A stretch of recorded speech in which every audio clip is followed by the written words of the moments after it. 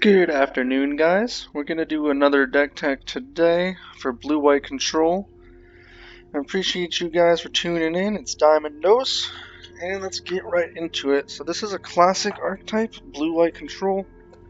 We're looking to say no to our opponent a lot and kill all their things and win the game at a very later time than they want to. So let's run through the cards and run through the game plan, and I'll show you guys what's up. So this is a Yorion deck, unfortunately, but it is the best option to do a blue-white control deck right now. So it is a companion, a 5 mana 4/5 legendary creature bird serpent with flying and a companion. So in order for us to have this in our sideboard to be our companion, our starting deck has to contain at least 20 more cards than our minimum deck size. So the minimum deck size in standard is 60. So we have to at least run 80 cards, so we do have an 80 card deck here. Also, when Yorion enters the battlefield, exile any number of other non-land permanents you own and control, and return those cards to the battlefield at the beginning of the next end step. So that's known as a flicker effect, or bounce, or no, it's definitely a flicker effect. And we have some options that, that we can bounce in this deck, and I'll go over them as we pass them. But this card's really solid, so we're certainly going to run him for the companion. And let's go over the main deck now. The 2-drop slot, we're running 2 Glass Caskets, a 2-mana artifact, and when Glass Casket enters the battlefield, exile target creature and opponent controls with converted mana cost 3 or less until Glass Casket leaves the battlefield. So this helps take out small creatures that are in the way here, so we can stay alive and go into the late game. We can sideboard these out if we're not up against any creatures that this hits. 3 copies of the Birth of Meletis, 2 mana enchantment saga, and when it first comes in, you search your library for a basic plains card, reveal it, and put it into your hand, and then shuffle your library. Next turn around, you'll create a 0/4 colorless wall artifact creature token with Defender, which is right there. And next turn, when it pops and leaves the battlefield, you'll gain 2 life. So just a good early play, early sustain, early blocker. It's going to keep us alive and keep us going into the late game where we want to be. 1 copy of Negate, because we are a blue-white control deck and we like to say no to our opponent. So this is really simple, just a 2 mana instant counter target non-creature spell. And we're just running the 1 of. 4 copies of Omen of the Sea. 2 mana enchantment with flash, and when it enters the battlefield, you scry 2 and draw a card. You can also pay 3 to sacrifice the Omen and scry 2. Fantastic way to filter through our deck and get to the cards that we need to see so we can win the game or stop us from losing the game. So just another early play, something to do early and to help us see the cards we need to see. 2 copies of Dovin's Veto. It has a 2 mana instant. Now this spell can't be countered and counter target non-creature spell. So this is the end-all say-all in counter wars. They can't re-counter this. So against other control decks or blue-white control decks, this is excellent. If we're up against a really heavy creature deck, we will certainly take this out during a sideboard. But this is way number 2 to say no to our opponent. Brazen Borrower, we played this card yesterday in the Teamer Adventures deck. It's the 3 mana 3/1 creature fairy rogue of flash and flying. And Brazen Borrower can block only creatures with flying. And the instant petty theft adventure, 2 mana return target non-land permanent and opponent controls to its owner's hand. So it's a softer way of saying no to our opponent. They play something and we say no, bounce it back to their hand, so they gotta play it again. And also a way to get in some damage through the air. 3/1 overtime in the air can actually close out a game pretty quickly.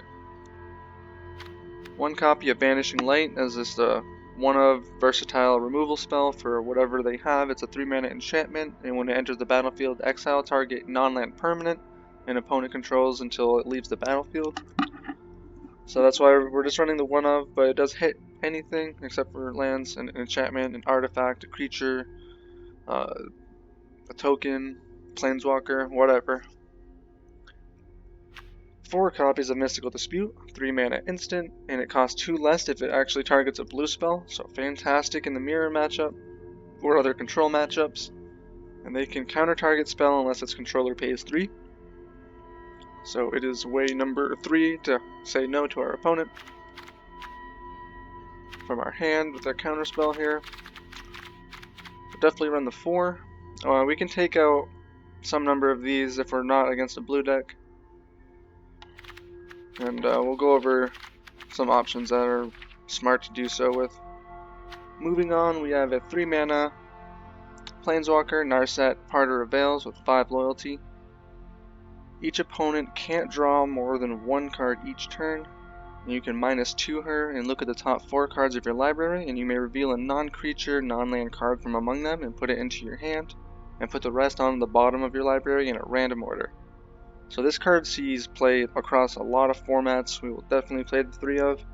It helps us find the cards that we need to find, so we can get to the point of the game we need to get to, and close it out when we need to. So this can help us get, Elspeth Conquers Death, another Shark Typhoon, things of that nature. And to go with 3 mana Planeswalkers, we're doing a Teferi, Time Raveler, 3 mana, 4 loyalty, Legendary Planeswalker. And each opponent can cast spells only anytime they could cast a sorcery until your next turn with the uptick. You may cast sorcery spells as though they had flash. Do we have any examples so far? No. I'll show you a really good example. It's actually the only example, only sorcery, but that ability is less relevant than what we're trying to do. The good ability here is the -3. You can return up to 1 target artifact, creature, or enchantment to its owner's hand and then draw a card. So you can do that to your opponent's stuff, and you can do it to your own stuff. You can bounce Yorion back to your hand, and then play Yorion again and bounce Teferi to reset his loyalty. That's a pretty disturbing combo. 4 copies of Absorb, 3 mana instant, counter target spell, you gain 3 life. So our 4th way to say no to our opponent and gain some life.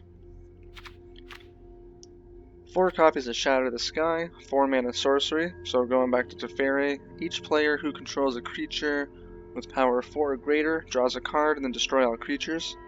So if we uptick Teferi, we can actually play this at instant speed, which is disgusting. 4 mana, instant speed, wipe the board. It's unheard of. So we'll definitely run that. It's how we're not going to die and get ourselves into the late game. Now we're playing 3 copies of Chemister's Insight. It's a 4 mana instant with Jumpstart, and you draw 2 cards. And what Jumpstart is you may cast this card from your graveyard by discarding a card, and you also have to pay the 4 and then exile the card. So good way to churn through our deck again to make sure we hit these cards, these late game cards.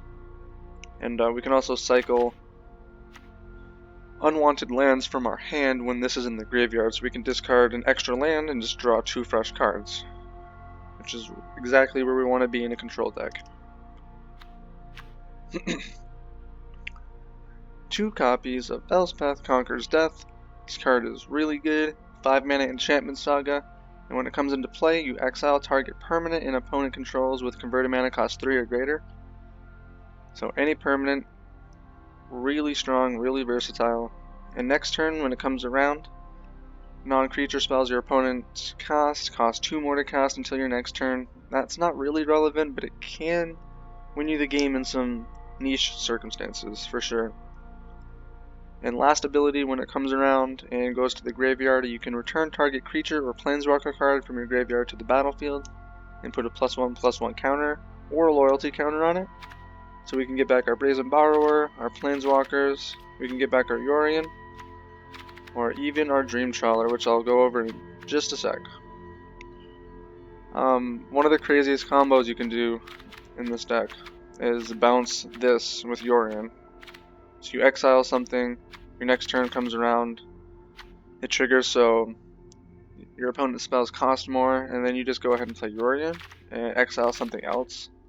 Like, it's really tough to come back from something like that. So if you can land that combo, I recommend it. 100%. And the last 6 cards in our deck here are really our powerhouses and how we're going to win the game. 2 copies of Dream Trawler. It's a 6 mana, 3/5 creature Sphinx with flying and lifelink. And whenever you draw a card, Dream Trawler gets +1/+0 until end of turn. And whenever Dream Trawler attacks, you draw a card, which will trigger his first part. You can also discard a card, and Dream Trawler gains hexproof until end of turn and tap him. So he protects himself, he draws you cards, gains you life, hits in the air. This guy's an all-star. This is what we want to be shooting for in the late game to close it out. And to accompany our late game plan, we have 4 copies of Shark Typhoon. It's an all-star from Ikoria. 6 mana enchantment, and whenever you cast a non-creature spell, create an XX blue shark creature token with flying, where X is that spell's converted mana cost.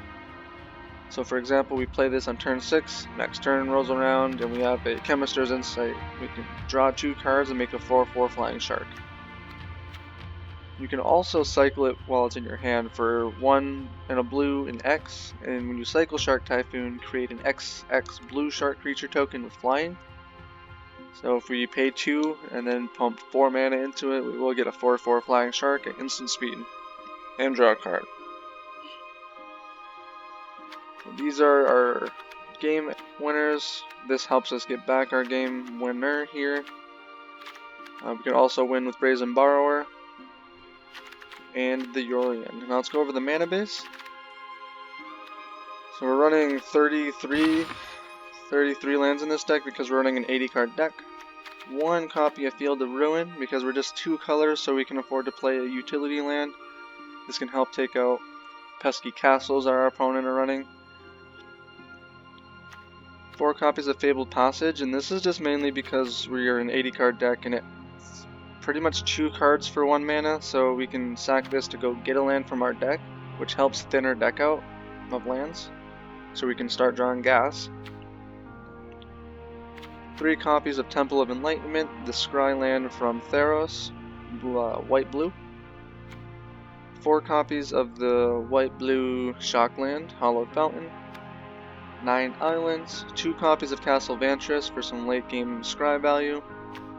7 plains, and 3 copies of Castle Ardenvale.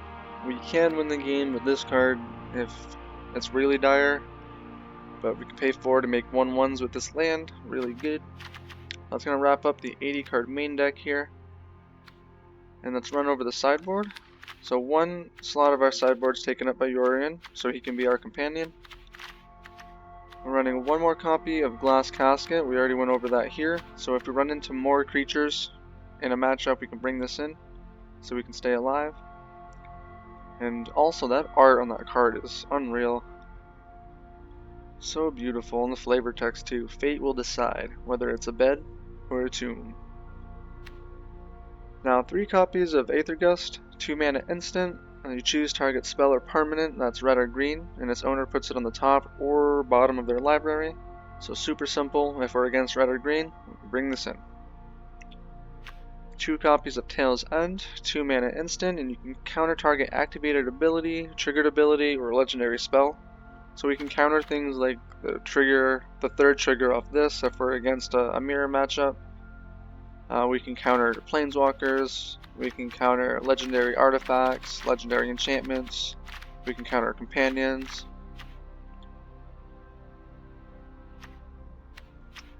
This is a really sweet card. I hope I get to cast it in some videos today. 2 more copies of Dovin's Veto. We went over that card earlier. So if we're against a mirror match or another control deck, we will bring this in to win some counter wars. 2 copies of Omen of the Sun, 3 mana enchantment with flash, and when Omen of the Sun enters the battlefield, create 2/1/1 white human soldier creature tokens, and you gain 2 life. And you can pay 3 to sacrifice this to scry 2. So it's really good against creature matchups that are trying to attack our life total in a inefficient way, so we can gain life and block some creatures, and it can really help us stay in the game long enough to take over.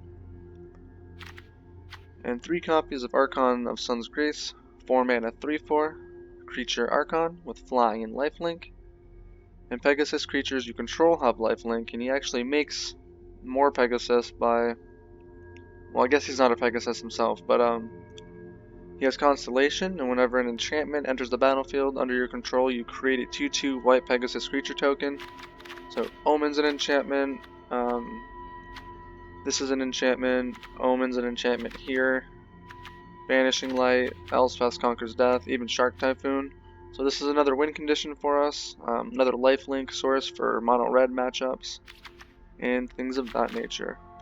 So there is good old blue-white control for you, good old blue-white Cheons. This is a tried and true deck, tried and true strategy. Doesn't get more classic than this. Now, if you guys like the content, be sure to leave a like on the video and subscribe. I am trying to hit 100 subscribers, so everything helps out a lot. And if you also want to see me do a deck tech on a certain deck, leave a comment below and I'll see if I can make it happen. Maybe even historic too.